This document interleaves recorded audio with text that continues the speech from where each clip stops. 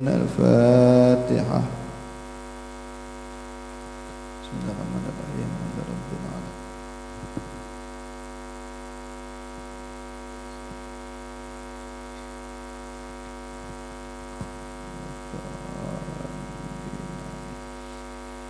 بسم الله الرحمن الرحيم. اللهم إني اعترت بدرب لا طوله ما شاء الله كفله لا إله إلا الله بابه محمد رسول الله صلى الله عليه وسلم سقفه لا حول ولا قوة إلا بالله العلي العظيم أحاط بنا من بسم الله الرحمن الرحيم.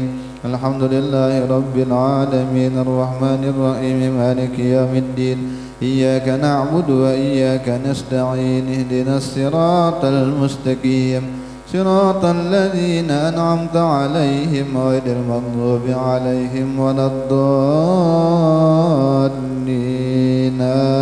آمين. سورون سورون سورون الله لا إله إلا هو الحي القيوم لا تأخذه سنة ولا نوم له ما في السماوات وما في الأرض من ذا الذي يشفع عنده إلا بإذنه يعلم ما بين أيديهم وما خلفهم ولا يحيطون بشيء من علمه إلا بما شاء وسع كرسيه السماوات والأرض ولا يؤوده حفظهما وهو العلي العظيم. بنا استدارت كما استدارت الملائكة بمدينة الرسول بنا خندق ولا سور من كل قدر مقدور وحذر محذور ومن جميع الشرور ترسنا بالله من عدونا وعدو الله من ساك عرش الله إلى قاع أرض الله بمئة ألف لا حول ولا قوة إلا بالله العلي العظيم. صنعته لا تنقطع بمئة ألف لا حول ولا قوة إلا بالله العلي العظيم. عزيمته لا تنشق بمئة ألف لا حول ولا قوة إلا بالله العلي العظيم. اللهم إن أحد أرادني بسوء من الجن والإنس والوحوش وغيرهم من سائر المخلوقات من بشر أو سلطان أو وسواس فردد نظرهم في انتكاس وقلوبهم في وسواس وأيديهم في إفلاس وأوبكهم من الرجل إلى الرأس لا في سهل يقطع ولا في جبل يطلع بمئة ألف لا حول ولا قوة إلا بالله العلي العظيم. وصلى الله على سيدنا محمد وعلى آله وصحبه وسلم. سبحان ربك رب العزة عما يصفون وسلام على المرسلين والحمد لله رب العالمين. في كل لحظة أبدا عدد خلقه ورضا نفسه وزنة عرشه ومداد كلماته.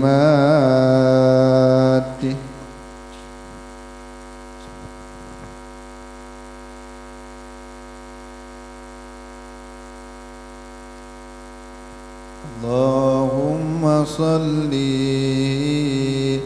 على سيدنا محمد طب القلوب ودوائها وعافية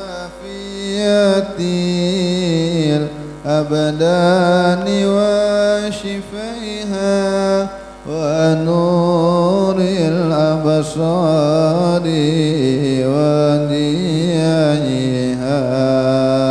وعلى آله وصحبه وسلم. اللهم صل على سيدنا محمد طب القلوب ودوائها وعافية الأبدان وشفائها ونور الأبصار وضيائها وعلى وصحبه وسلم اللهم صل على سيدنا محمد طب القلوب ودوائها وعافية الأبدان وشفائها ونور الأبصار وضيائها وعلى آله وسلم إلى حضرة المصطفى صلى الله عليه وسلم وعلى آله وصحبه وكل مسؤوله وربيته وربيته وكل معلمنا وأخونا شيخنا ومربينا الشيخ عمر شيخ ونسأله بالمديرين وإلى مؤلف هذا الكتاب سيدنا الإمام عبد الله بن علي محمد الحداد وللإمام الزين بن إبراهيم السلام عليكم بحر أمتنا وأمتكم وأمة المسلمين أن الله يغفر لهم ويرحمهم ويعلي درجاتهم في الجنة وينفعنا بهم أسرارهم وأنوارهم وعلومهم ونفعهم في الدين والدنيا والآخرة وعلى كل نية صالح وعلى كل من نوى به سلف الصالح بنية القبول وتمام كل سور ومأمول وإلى حضرة الرسول صلى الله عليه وسلم. الفاتحة.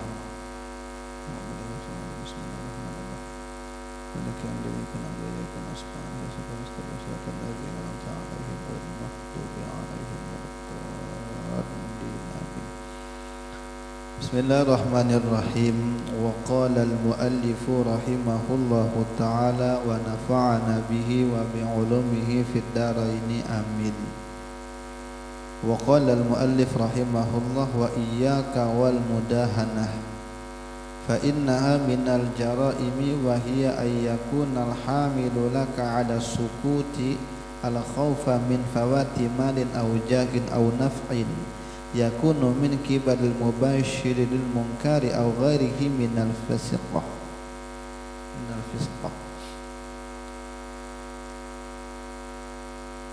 Hati-hati kamu, berhati-hatilah dengan sikap mudahanah, karena sikap mudahanah itu termasuk dosa dan kejahatan.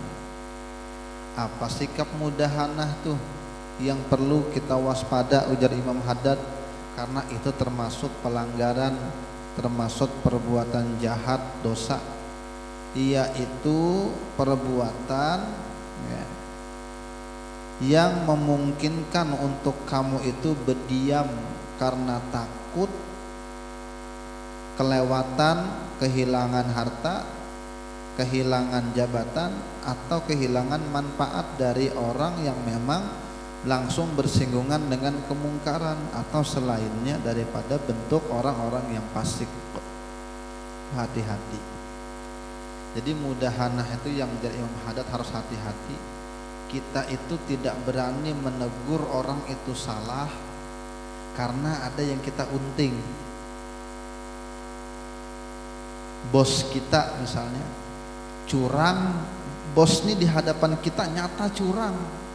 Cuma kita tidak berani menegur, tidak berani bertindak karena kita masih ada harapan kalau aku diampihi kayak apa.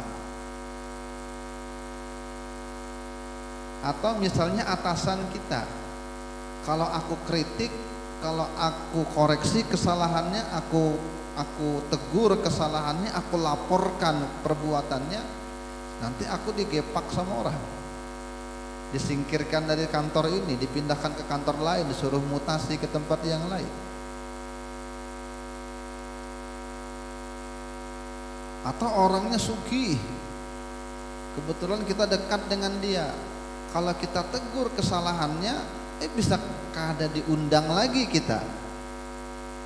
Lalu akhirnya mendiamkan kemungkaran itu karena kita takut berdampak pada kita. Itu namanya mudahanah, itu berdosanya jadi. Ya, termasuk bentuk kejahatan jadi. Hati-hati itu. Wa alaika idza amarta aw nuhid aw nahaita bil ikhlasi lillahi ta'ala. Kamu wajib beramar ma'ruf, benahi mungkar itu dengan keikhlasan semata-mata karena Allah. Ya. Bukan pina peiyanya karena jagau, mentang-mentang jagau, mentang-mentang preman, lalu memarahi orang untuk taat, tapi bukan karena Allah, tapi karena memang kepremanannya, karena pengen diakui, atau karena ketuhaannya, atau karena ketokohannya. Jadi dia menegur itu bukan karena Allah. Seharusnya ketika kamu beramar ma'ruf nahi mungkar, maka kamu harus berkewajiban melakukan itu dengan landasan ikhlas, warifki, dan lemah lembut. Amar ma'ruf nahi mungkar itu tidak harus yang teriak-teriak. Amar ma'ruf nahi mungkar itu tidak mesti harus dengan kekerasan, hancurkan, tutup tokonya, enggak. Tapi ujar Sidin, amar ma'ruf nahi mungkar itu dilakukan dengan lemah lembut. Karena lemah lembut itulah pedang yang paling tajam. Kalau kita berkekerasan itu terkadang orang itu menolak mentah-mentah. Tapi kalau dengan cara yang baik, lambat laun orang itu akan ikut dan sadar. Wa husnis siyasah, dan beramar ma'ruf nahi mungkar itu landasannya harus dengan cara yang baik. Politik yang baik, dengan cara yang baik. Ya. Tidak dengan kekerasan. Dulu ada ulama, ulun kada ingat siapa namanya. Pertama ada di kampung itu anak-anak muda itu berjudi, begitaran, semua pokoknya lengkap. Lalu ada pendakwah yang datang marah-marah, apa ini kelakuan begini. Tidak diherani dengan orang, tidak diperdulikan dengan orang tersebut.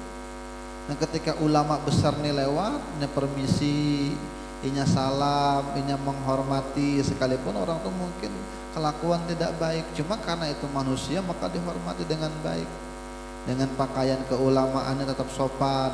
Maka orang bertanya-tanya, nih guru siapa, ulama siapa ini, akhlaknya bagus.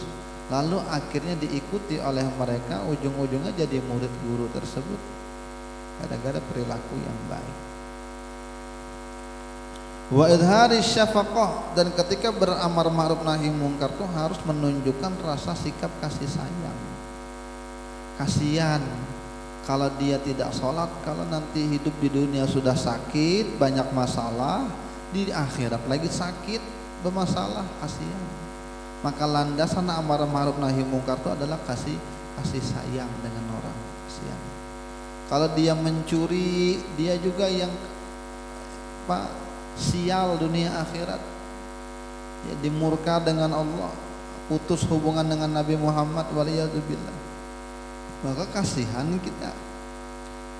Fama jatama'at hadhil khisalu fi 'abdin ma'a kaunihi 'amilan bima umira bihi mujtaniban lima nuhiya anhu illa kana li kalamihi saulatun wa haibatun fis sudur waqa'un fil qulub wa halawatun fil asma.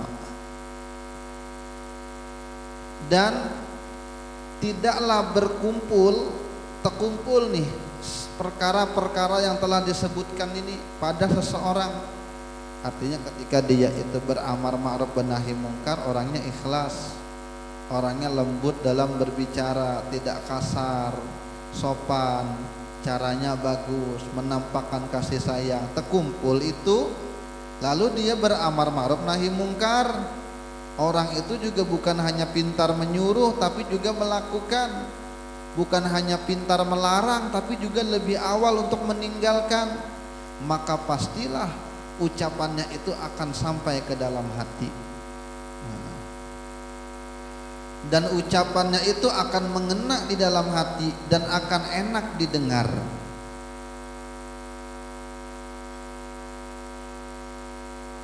Wa qalla ayyuradda alaihi ma hadza kalami, dan sedikit mendapat penolakan, banyak diterimanya daripada tolaknya.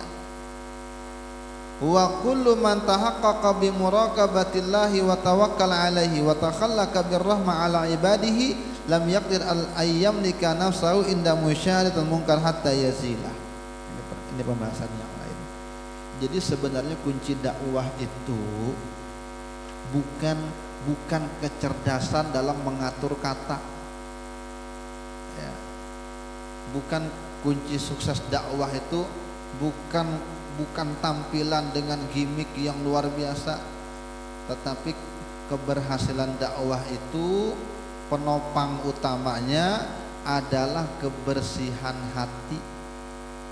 Kebersihan hati, dan memang yang melakukan itu sudah lebih dulu dia melakukan. Ketika dia melarang, dia sendiri yang menjauhi. Nah, itu yang biasanya apabila dia berbicara, pembicaraannya didengar dengan orang. Makanya kalau kita perhatikan baik-baik, misal kayak abah guru, misal kayak guru Suhdi, sini bahasa tuh ndak kada muluk-muluk gitu, kada aneh-aneh. Bahasa sewajarnya, bahasa Banjar, tidak pandai juga bahasa Indonesia dengan baik, tidak ada kalimat-kalimat bahasa Inggris yang aneh-aneh tuh, cuma orang mendengar nyaman. Beda dengan para penceramah kalau inya lomba di TV. Saya perhatikan lomba di TV itu bagus-bagus cara gayanya, pakaiannya, gaya bicaranya, semua dipoles dengan baik, tetapi tidak berdampak dengan yang mendengar. Beda dengan ulama-ulama kampung yang mungkin orang Jawa tidak bisa bahasa Indonesia, yang kiai puang-puang Bugis tidak bisa bahasa Indonesia, yang kiai Banjar kada bisa bahasa Indonesia, semua pakai bahasa kampung masing-masing, tidak diatur yang aneh-aneh tapi mengena. Kenapa? Karena memang lahir dari kebersihan hati, maka ucapan itu pun sampai ke dalam hati. Itu rahasia dakwah. Dan kata ulama, orang itu berdakwah itu sukses itu bukan diukur dari berapa orang yang ketawa dan berapa orang yang menangis, bukan itu juga ukurannya, walaupun itu sarana terbaik. Bagaimana supaya orang itu kada bosan, jadi berceramah itu ada juga sedikit begayanya bagus. Karena ketika ceramah itu bagaimana orang bisa menangis, karena mata yang menangis karena takut kepada Allah tidak akan dimasukkan ke neraka, ya. Mata yang nangis karena Allah tidak dimasukkan ke neraka. Bagaimana supaya orang tuh ketika berceramah orang tuh menangis, sadar, bagus juga. Cuma ujar guru kami, inti sukses itu bukan di situ, karena itu sarana.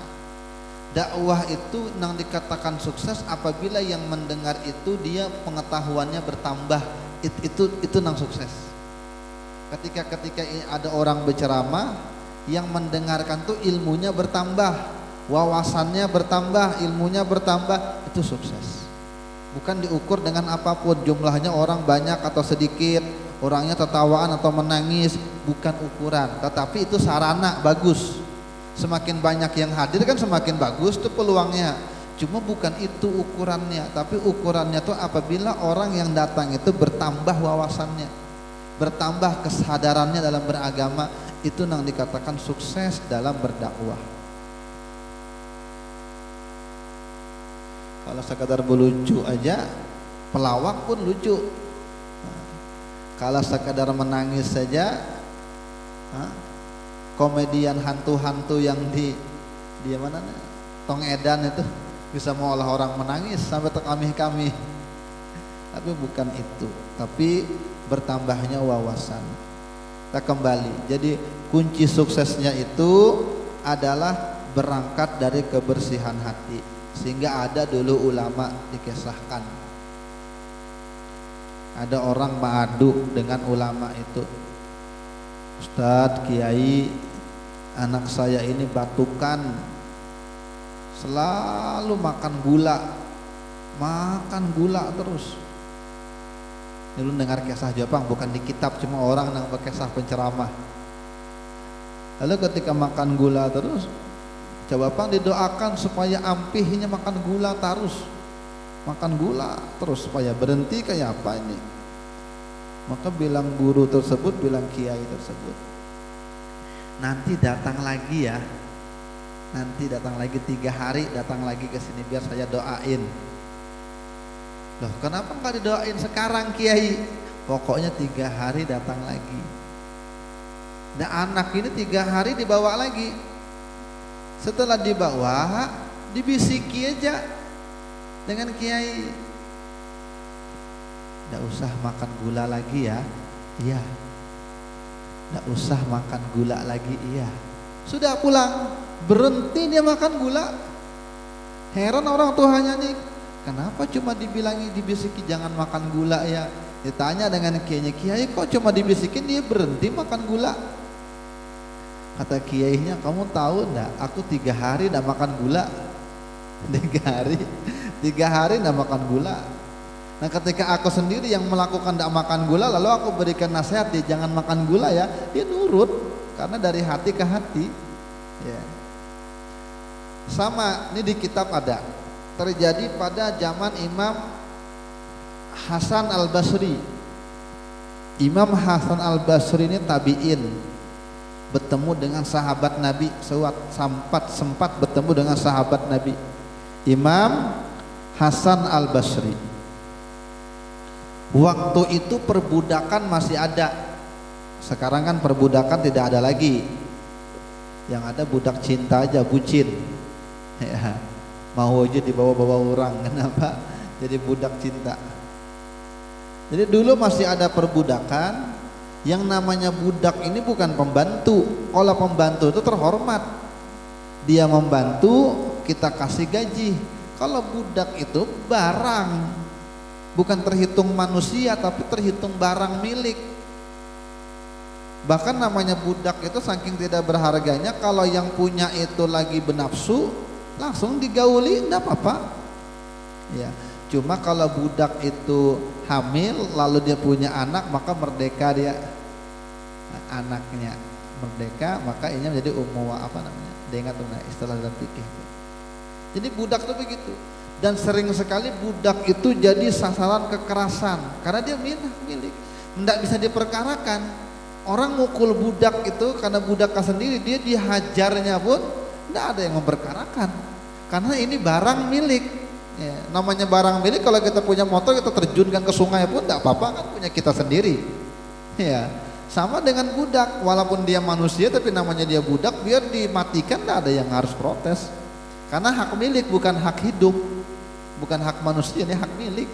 Begitu budak itu, makanya memang tidak sesuai dengan beri kemanusiaan dan beri, maka segala perbudakan harus dihapuskan. Dan terakhir yang menghapus perbudakan itu Saudi terakhir, sudah abad 19 sudah 1900 berapa, dapat 20 di awal baru hilang perbudakan itu di Saudi, dengan di Sudan kan terakhir. Lalu para budak ini datang dengan Imam Hasan Al-Basri, wahai imam, wahai guru, tolong nanti kasih pesan lah ketika khutbah, ketika ceramah, tolong disindir-sindir para majikan, jangan berbuat kasar dengan budak. Kasihan kami para budak disiksa, diintimidasi, tolong nanti disindir-sindirkan. Nah penceramah tuh rancak gitu kan ya, penceramah tuh bisa tuh karena guru tolong bang singgungkan inilah, singgungkan ini, rancak gitu. Nah dulu Imam Hasan Al-Basri udah datangi para budak, guru nanti kalau pian ceramah, pian khutbah, tolong disindirkan masalah perbudakan, harus berbuat baik dengan budak. Nabi kan memberi pesan juga tuh, ketika Nabi mau wafat, Nabi hendak meninggal, Nabi pesan Nabi apa? Ya, as-shalah wa ma malakat aymanukum, sembahyanglah jangan ditinggal, sholat jangan ditinggal Nabi, dan bagus-bagus dengan budak kalian. Nah itu pesan terakhir Nabi itu, bagus-bagus berakhlak, bersikap dengan budak-budak kalian, karena tadi bukan manusia dianggap. Setelah pulang budak-budak ini di rumahnya Imam Hasan Al-Basri, ditunggu-tunggu dengan budak ini. Setiap imam khatib tidak pernah membahas budak. Ketika berceramah tidak pernah aja menyindir masalah budak. Lama pokoknya mungkin berbulan-bulan atau bertahun mungkin baru membahas masalah budak ketika khutbah Jumat. Nah, ketika beliau berbicara tentang pembebasan budak, berbuat baik dengan budak, maka saat itu tidak pernah dilihat dalam sejarah ada orang yang membebaskan budak begitu banyak ketika saat Imam Hasan khutbah.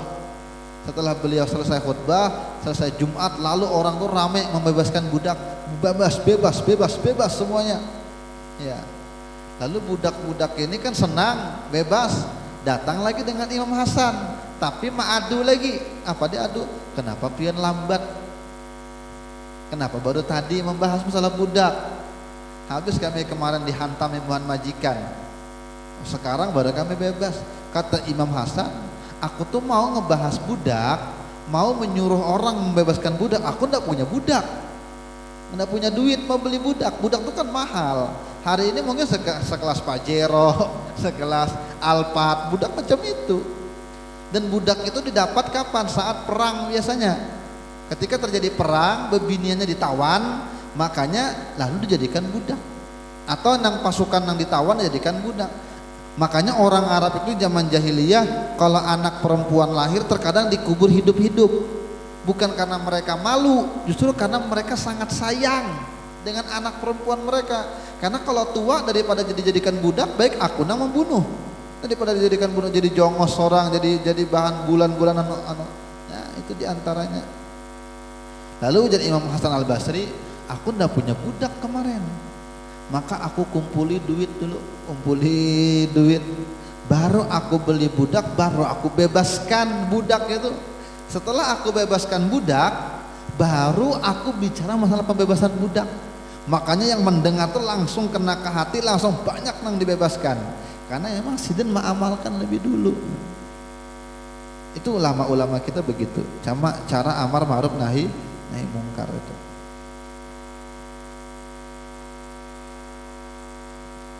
Sama orang tua tuh kan harus amar ma'ruf nahi mungkar juga dengan anak-anaknya. Ayo belajar. Capek ngasih tahu anak-anak suruh belajar, tapi tidak mau belajar. Kita nggak belajar kok di depan dia. Iya, sembahyang, tapi kita nggak pernah dilihat sembahyang depan dia. Makanya jangan menuntut. Kenapa? Karena kita nggak pernah dilihat. Ya, tapi kalau kita mencontohkan, maka anak tuh akan rajin sendiri. Kalau orang tuanya rajin belajar di depan anak-anaknya, maka anak-anaknya akan rajin belajar. Quraisy Shihab itu kan rajin membaca, setiap beli buku, beli kitab, pokoknya rajin. Jadi ada satu gedung di Jakarta Selatan itu, Tangerang itu kitab sidin aja isinya semuanya, satu lantai itu banyak kitab sidin itu. Dan anak-anak sidin itu kan pintar-pintar. Cuma yang paling terkenal kan Najwa Shihab aja, karenanya presenter, tampil TV, tapi semuanya pintar-pintar. Anak yang pertama itu dokter, katanya psikolog. Jadi punya sekolahan banyak, punya manajemen guru-guru pengajar yang banyak. Se-Indonesia ada link jaringannya. Dan sidin psikologi, jadi paham tentang bagaimana psikologi pendidikan. Cuma kada banyak yang tahu. Ada orang pintar, kakaknya Najwa Shihab tuh. Baru Najwa Shihab anak kedua. Anak ketiga itu kalau kada salah laki-laki atau binian, ada namanya Ahmad, itu pernah sekolah di Hadramaut, waktu sekolah di Australia jadi ahli listrik, pakar bidang listrik. Nah, yang laki-laki sebuting aja laki-laki. Ada lagi adiknya Najwa itu namanya Naswa itu nang menjadi tukang atur jadwal abahnya. Kalau orang hendak menghubungi, mencari ustadz nang pikirannya bagus di Jakarta tuh banyak bertakut dengan itu, karena sidin nang mengelola yayasan abahnya Umpat. Nang paling terakhir kalau tidak salah masih bujang, binian, dokter. dokter kesehatan alumni Amerika kemana apa semuanya. Nah yang uniknya semuanya kan pintar-pintar tuh. Ujar Najwa Shihab tuh, Bapak Abi itu tidak pernah menyuruh kami belajar. Ini unik ya. Kita maka belajar kada aja belajar anak-anak nih, tapi macam Quraisy Shihab kada pernah menyuruh anaknya belajar yang betul dipaksa, tidak pernah. Cuma ujar Najwa Shihab, Bapak Abi itu mencontohkan ketika kami bangun subuh tuh bangun, Abi itu sudah ada di perpustakaan pribadi.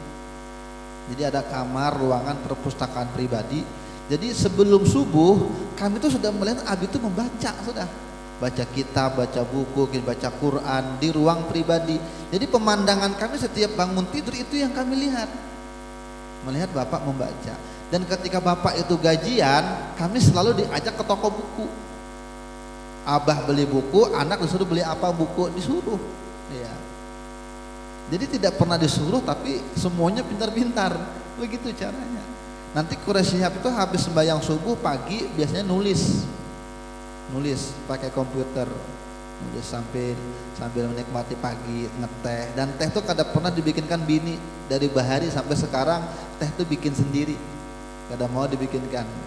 Nah, jadi yang dipandang oleh anak-anak itu begitu. Abi itu memang suka baca, belajar terus. Jadi anaknya itu belajar itu bukan dipaksa, tapi memang melihat. Itu yang menyebabkan amar ma'ruf nahi mungkar itu jalan, dan kadang mesti bersuara. Amar ma'ruf nahi mungkar itu kadang mesti bersuara, cuma mencontohkan langsung ben amar ma'ruf ya. Kepala sekolah lewat di depan lapangan sekolahan, tidak perlu ambil di sampah, tapi kalau kepala sekolah dilihat ngambil di sampah sendirian, maka semua guru-guru semua yang lihat pasti ikut ya, karena tidak perlu disuruh gitu.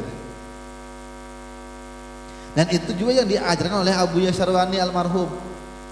Abu Yasarwani itu kalau datang sebelum maghrib ke masjid, sidin itu biasanya ngontrol masjid dan sekitarnya itu maghrib. Jadi ketika orang mau azan, udah orang ngaji itu, sidin datang ke masjid bertongkat, masih hidup arwah itu di balik papan. Lalu mana ambal-ambal yang terlipat-lipat ujungnya tuh dibaiki sidin aja kada bersuara, tapi semua santri langsung mencari. Memang begitu caranya. Itu yang memang kita itu memang kalah di situ ya. Kadang kita bisa menyuruh aja, cuma kada melakukan. Sehingga di antara cara terbaik amar ma'ruf nahi mungkar itu kita dulu, kita hanya menyuruh orang. Tapi kalau kita dulu menyuruh orang ya berat banget ya. Tapi begitu kalau mau sukses dalam amar ma'ruf nahi mungkar ya. Dan setiap orang yang memang hatinya selalu merasa dipantau oleh Allah, selalu bertawakal dan bersifat dengan sifat yang rahmat kepada hamba-hamba Allah, lam yaqdir ayyamlika nafsahu inda musyahadatil munkar hatta yazilahu, maka dia tidak akan tenang, tidak akan bisa berdiam diri ketika melihat kemungkaran, pasti hatinya itu berontak sampai kemungkaran itu hilang. Jadi ketika melihat sesuatu yang itunya hati itu kada tenang, itu ciri orang itu muraqabah dengan Allah. Orang ciri iman yang kuat itu apabila dia melihat kemungkaran dia gusar ya. Melihat kebodohan di masyarakat, misalnya ada yang kada sesuai dengan aturan agama, melihat kejahatan, menyaksikan kemungkaran, itu hati kada pernah tenang, kada pernah bisa diam, kecuali itu hilang atau tidak ada lagi di depan matanya baru dia bisa tenang. Tapi selalu masih terpikir-pikir. Itu orang yang imannya betul-betul kuat ya.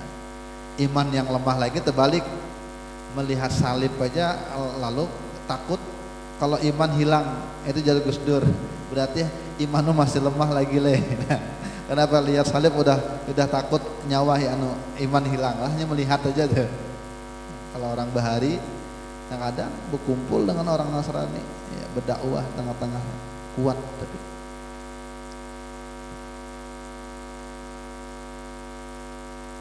ini kayu juga tuh, ada yang macam-macam juga. Kalau kayak apa hukumnya kita sholat di ruangan, tapi di ruangan itu ada salibnya. Ada apa-apa, ada apa-apa. Kalau sholat di gereja hukumnya makruh, kada haram, kada makruh. Kalau memang ada wadah yang lain. Cuma kalau kada ada wadah yang lain, tiba-tiba kehujanan, pas di kampung itu gereja aja memang beluas pelatarannya.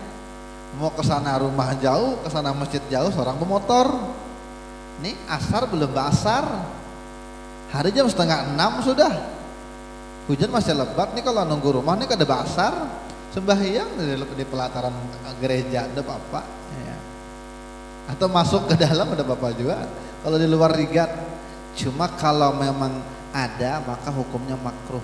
Ada tempat yang lain masih ya, tapi kenapa di situ bahayang, makruh hukumnya. Kalau ruangan yang ada salibnya ada masalah karena bukan gereja, cuma kebetulan memang diandakinya salib. Ulun bisa memang menjagai arwah kai, menjagai anak di rumah sakit situ, sembahyang ada bapak ya. Yang unik itu waktu menjaga arwah kai ulun tuh di rumah sakit itu, kebetulan kamar itu nang di tingkat 3 tuh nang belakang kamar mayat, situ jagai masih bujangan, hendak kawin tapi sudah. Jadi menjagai di rumah sakit situ, menjagai kai. Seorang santri masih bawa Quran, mengaji bisa. Cuma kalau ujar kai apa pada? Kalau ulun nih bangun aman, tapi kalau ulun itu guring ada binian di ruangan situ. Tapi kada mau menghadap, selalu menghadap ke arah jendela luar, dan bebiniannya pakai baju pink, baju tapi kada berjilbab. Binian tuh berwujud gitu nah. Duduk di samping ulun guring. Tapi apabila kita bangun ya kai hilang deh orangnya. Dan selalu kai itu rancak melihat itu. Lalu jar kai bisa juga aku terkajut nih kai. Pina kayak dibanguni gitu nah. Mungkin orang itu bangun nih pas terkajut ke lawas datang tuh suster tuh ngecek tengah malam jam 2 dia ngecek deh kalau iya. Nah, unik juga. Saya bahantu. Kenapa bahantu? Bukan hantu jin. Kenapa rumah sakit itu bahantu bejin? Bukan karena rumah sakitnya, tapi karena banyak darah. Banyak darah. Nah, karena yang kotor tuh makanya kan disunahkan orang tuh nah, kalau haid bebinian, kalau nya haid jangan membuang itu kada dibuang dulu darahnya, hanya dibuang bak sampah. Jangan bergumpal-gumpal langsung masukkan ke bak sampah. Kenapa? Jadi sarang jin. Ya. Sarang jin. Makanya kalau orang melahirkan ada tuh jin juga, jin kuyang. Karena diincarnya darah. Karena minumannya tempatnya kotor-kotor tuh darah tuh, maka dianggapnya itu. Jadi bukan karena rumah sakitnya, tapi karena darah tuh banyak di situ. Ya, bawa mayat-mayat yang terhambur-hambur itu. Kalau di rumah-rumah kosong kenapa berhantu juga? Karena rigatnya itu bukan karena rumah kosongnya. Kalau rumah kosongnya bersih, rumah yang kita diami rigat, mungkin banyak hantu di rumah kita pada rumah kosong. Iya. Nah, jauhnya ke situ kita bahas. Kita kembali. Orang yang memang hatinya selalu diawasi Allah, berakhlak dengan akhlak yang rahmat kepada hamba Allah, maka tidak pernah tenang dirinya kalau melihat kemungkaran sampai kemungkaran itu hilang.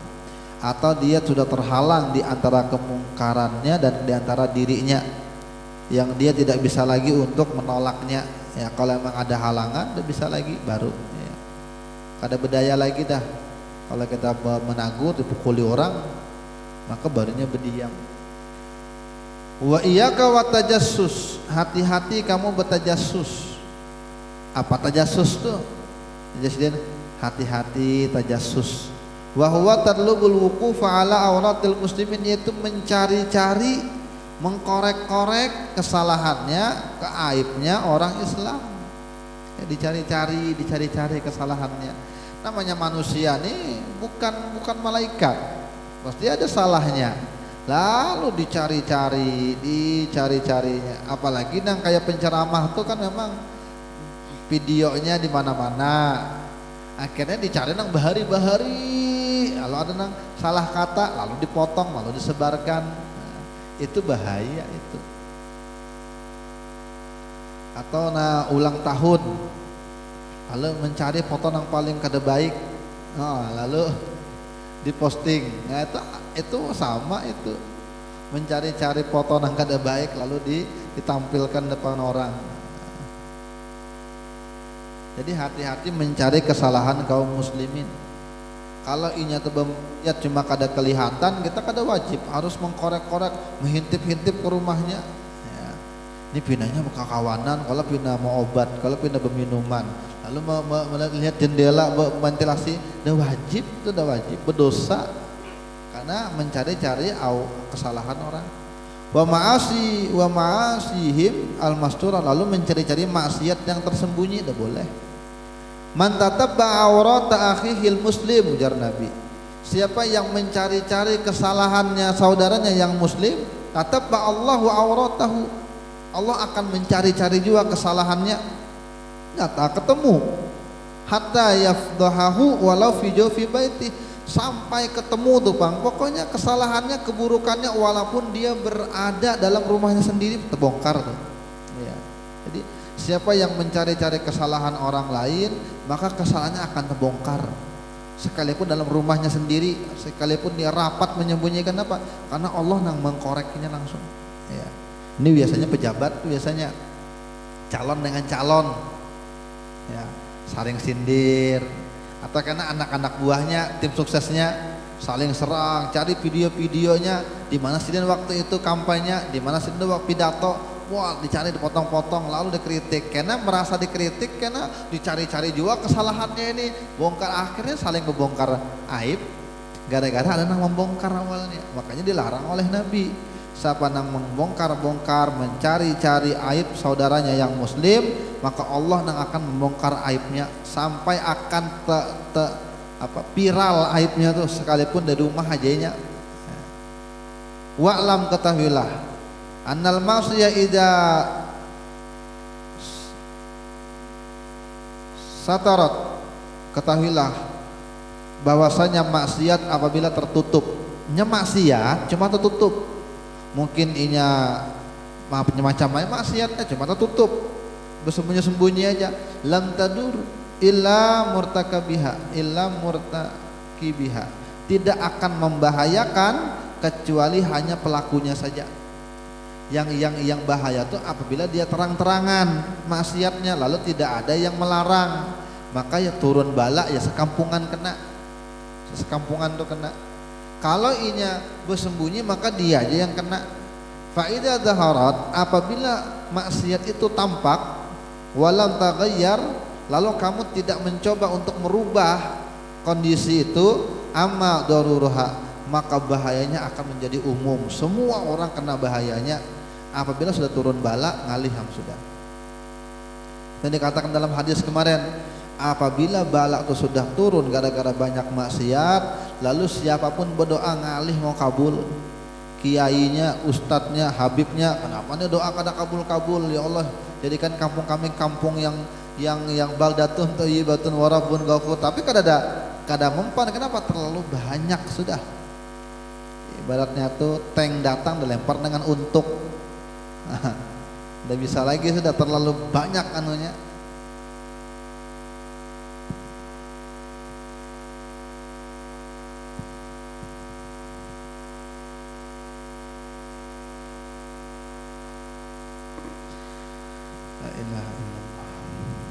Wa alaika idza tafahasha zuhurul ma'asi wal munkarat fi maudi'in anta bih wa aista min qaubul haqqi bil uzlah. Nah, kamu wajib apabila maksiat, kemungkaran di tempat yang kamu tinggal itu udah tercemar, di mana-mana maksiat, di mana-mana kemungkaran, pas ikam berdiam di situ, tinggal di tempat maksiat, tinggal misalnya dalam satu gang, di gang itu memang membuat judinya iya, narkobanya iya, minumnya iya, semua lengkap misalnya, lalu dikasih nasihat juga tidak terima, kamu pun susah juga lagi bertindak, maka jadiin bil uzlah, wajib kamu berjauh tempat itu. Nah, wajib berjauh, karena kalau tidak maka akan rusak. Ketika turun bala kita kena juga. Fa inna fiha salamah, karena pada demikian itu ada keselamatan. Keselamatan.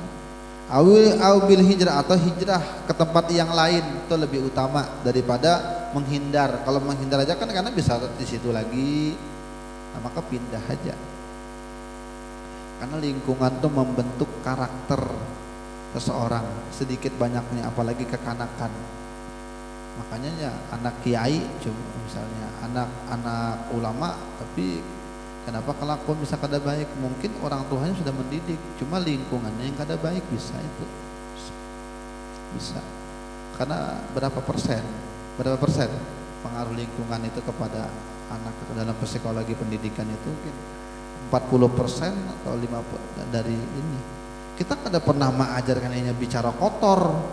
Ketika masuk rumah bisanya bicara kotor. Datang di mana ini belajar kata-kata kotor itu? Lingkungan. Iya. Mama abahnya kada berokok, anaknya tuh hanya berokok. Dari mana? Kawan dan lingkungan. Ya. Satu. Dan lain sebagainya, karena lingkungan. Maka kalau lingkungan itu tidak baik, pindah. Fa innal adzaba idzan nazala ala maudin, karena bala azab apabila turun dalam satu tempat, ya umul khabith wa thayyib, yang di situ memang kebanyakannya orang kada baik, maka dia akan kena, baik orang yang kada baik atau orang yang baik, semuanya kena kalau bala itu turun. Bisa jadi mungkin kayak tsunami di Aceh, di Palu, itu kan memang biangnya kemungkaran. Nah, di Aceh kan ganjanya kan udah terkenal hampir seluruh dunia, ekspornya kan dari situ. Ya. Bahkan kami pernah aja tuh dengan kekawanan waktu di Aceh, oleh-oleh tuh kawan tuh ditawari orang. Bener kan Aceh itu kan biasanya kopi anunya, oleh-olehnya. Jadi kopi terbaik itu di dunia diantaranya Aceh, kopi Gayo. Jadi ketika kawan tuh hendak kulik, jajar kawan tuh aku ditawari ditawari kopi campur ganja. Ya, itu dijual di pinggir-pinggir jalan, tapi kada dipajangnya bang. Cuma ketika kita beli, tawarinya maukah kopi yang bercampur ganja? Mas, sampai sekarang tuh masih. Itu tahun 2017 ulun di situ tuh masih. Dan orang nang ulun tinggal dengan kekawanan tuh kan kayak di Klasmen Hotel gitu nih. Itu nang ibu kosnya itu, ibu nang penjagaannya tuh, yang tuan rumahnya tuh bilang, kalau kamu makan di warung ketagihan terus, itu bumbunya bisa ada ganjanya aja. Karena emang awalnya ganja itu kan untuk penyedap, pada asalnya untuk penyedap makanan, nang tumbuh di belakang-belakang rumah, di pinggir-pinggir jalan, cuma dibuat untuk ngefly. Nah itu kan banyak tuh, ya mungkin dihantam dengan tsunami, bisa jadi itu. Jadi yang orang baiknya kena. Di Palu kan kayak itu juga, di situ banyak saung ayamnya iya, judinya dengan itu iya, semua lengkap di situ. Akhirnya ketika turun semua kena. Jadi sini hati-hati kalau kamu ditinggal tempat yang tidak baik. Kalau sudah turun bala, maka semua kena, baik yang kada baik atau orang baik. Wa yakur min alladzi lam yaksur fi nusrati dinillah kafaratun wa rahmatun wa li ghairihi iqaban, kafaratan wa rahmatan wa li ghairihi iqaban wa niqmatan, wallahu a'lam. Dan bagi orang yang beriman yang memang sudah juga berjuang, sudah juga tidak ikut-ikutan tapi sudah juga berjuang, pas kena juga di situ, ndak tahu-tahu. Atau orang lagi jalan ke kampungnya tiba-tiba turun bencana, orang luar datang ke Aceh, mati di Aceh waktu itu misalnya. Atau ada orang Kalimantan berjalan ke Palu waktu itu bahari yang ada bencana tuh, mati depannya pas kena. Maka kalau orang itu beriman, tidak salah, tidak ikut-ikutan, maka mati dalam tertimpa musibah itu menjadi kifarat dosa dan rahmat. Tapi untuk orang yang memang pelakunya, maka itu bala itu menjadi siksaan dan siksaan dan bencana buat dia. Jadi beda. Memang ketika turun bala Penyebabnya mungkin bisa nang pelaku maksiat, lalu sekampung tuh matian berataan. Tapi karena ketika dibangkitkan di hari kiamat, ini matinya mati apa nih? Maka nang bagi pelaku maksiat ya matinya mati maksiat. Kalau ini kada tahu-tahu maka matinya menjadi rahmat, ya, menjadi rahmat. Kenapa? Tertimpa musibah itu adalah rahmat, ya, kifarat dosa. Wallahu a'lam. Kita ganti kitab sedikit. Al-Fatihah. Bismillahirrahmanirrahim.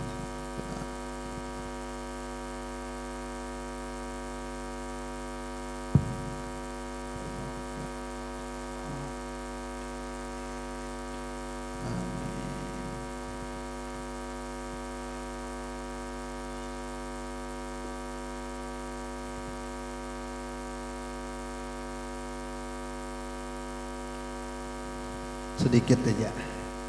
Al-lisan nujur, bismillahirrahmanirrahim. Al-lisan nujur muha sagir wajur muha adim. Lidah, lisan itu bendanya halus, kecil aja. Wajur muha adim tapi bencananya besar. Lidah itu kecil bentuknya tapi bencananya, dosanya besar tuh bisa. Wala yakubun nasa finnari ala wujuhim illa hasaidu alsinatihim.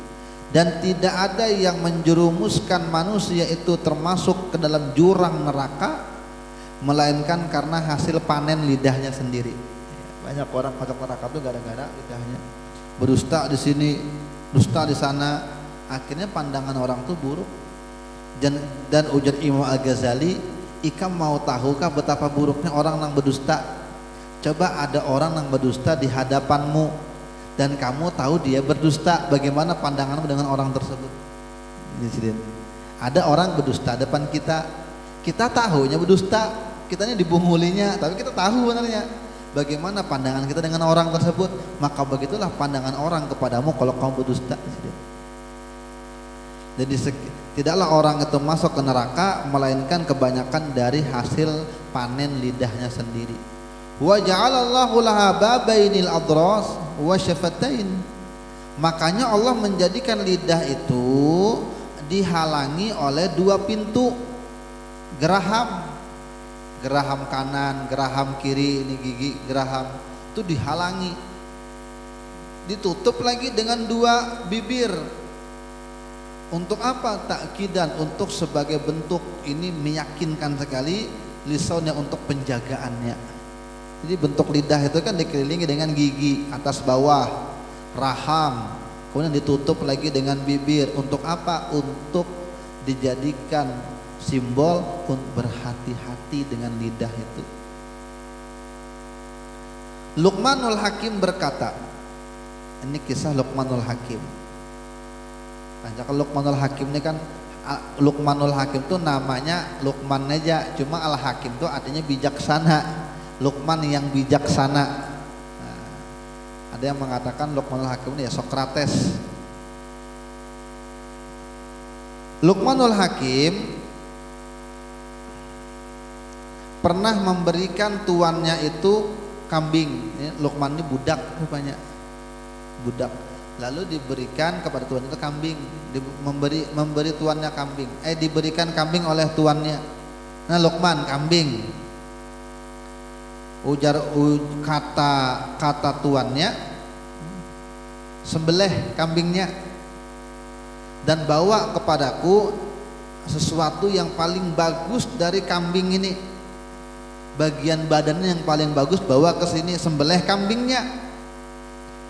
Maka Luqmanul Hakim membawa, ketika udah disembelih dua dibawanya, fa'atahu bil qalbi wal lisan. Apa yang dibawakan? Nih tuan, ulun bawakan yang paling terbaik dari kambing ini apa? Bukan daging khasnya, bukan daging pahanya, tapi yang dibawakan adalah hati dan lidahnya, jantung, hati dan lidahnya dua. Kemudian beberapa hari setelah itu diberi kambing lagi. Luqman, tolong sembelih ini, kita hendak makan. Cuma nanti bawa ke sini bagian yang paling bagus. Kalau kita kan masih mencari yang dagingnya khasnya yang memang ada lemaknya. Kan Luqman tetap kembali, ternyata dibawakan dua tuh lagi. Dibawa lidahnya, dibawa hatinya. Ngaran Luqman ini orang bijak, ditanyai dengan bosnya, kenapa man begitu? Apa maksudnya? Maka kata Luqmanul Hakim, dua benda ini, dua anggota tubuh ini, lidah dan hati, kalau sudah baik maka adalah yang paling baik dari seluruhnya. Ya. Tapi kalau sudah buruk maka buruk daripada yang lainnya. Buruk nih ini. Jadi yang bikin orang tuh orang baik, orang buruk nih dua, lidah dan hatinya. Ya. Itu ujar Luqman. Ini bijaksana. Luqman ini pernah mengajari anaknya, mengajari anak Sidin, kalau hidup itu memang selalu ada pembicaraan orang. Kada ada orang tuh selamat dari pembicaraan orang, dada. Dimanapun kita hidup pasti ada nang mulut-mulut yang komentar. Ya, Luqman itu bisi kedelai kacang, keledai, ya keledai, himar, keledai, kan itu kan lebih kecil daripada kuda. Jadi kalau untuk berdua udah cukup. Untuk berdua udah cukup. Jadi pertama Luqman naik dibawa dengan abahnya, lalu lewat di pasar. Banyak tuh ngomong tuh, oh anak durhaka ini, abah tuha. Inya di atas, abahnya menarik. Nah, jajar abahnya. Dengar kalau ikan pandiran orang, kita sambati orang kita. Lalu berikutnya kalau gitu jadi Luqman gantian kita, aku di atas, ikam di bawah yang anum. Pandiri kasihannya yang abahnya nih, anak masih halus itu, masih muda tuh, disuruh menarik, abahnya nyaman di atas. Nah, kena lagi kalau kata jadi Luqman, kita naik aja berdua, lewat lagi orang pasar, bungulnya orang nih, halusnya kendaraannya tetap perek-perek, mereng-mereng kan tuh keledai itu dinaiki. Ini kada bakal nih. Jadi Luqman lah dikomentari orang lagi kalau kita, karena kehalusan ini. Jadi kalau berdua ini kewalahan. Kalau gitu Luqman kita jangan dinaiki. Lalu berdua turun, lalu ditarik keledai. Jadi orang bumulnya nih bisi kendaraan udah dipakai. Jadi Luqman nih adalah yang lepas dari pembicaraan orang, dada. Jadi hidup tuh bagaimanapun pasti ada yang komentar. Cuma kita ingat aja lagi, kalau banyak nong komentar itu kita introspeksi diri tuh. Kalau kita pikir-pikir, kalau ada jiwa salah, lanjut aja lagi kalau kita baik. Ya. Tapi terkadang orang terlalu pede. Wah biasa aja, Nabi aja ada yang memusuhi, apalagi kita. Padahal seorang kada baik. Ya. Jadi komentar orang. Nah mudah-mudahan jadi baik berataan kita. Dan kita mati beriman berataan. Al-Fatihah. Bismillahirrahmanirrahim. Alhamdulillahirabbil alamin. Arrahmanirrahim. Maliki yaumiddin. Iyyaka na'budu wa iyyaka nasta'in. Ihdinas siratal mustaqim. Siratal ladzina an'amta 'alaihim ghairil maghdubi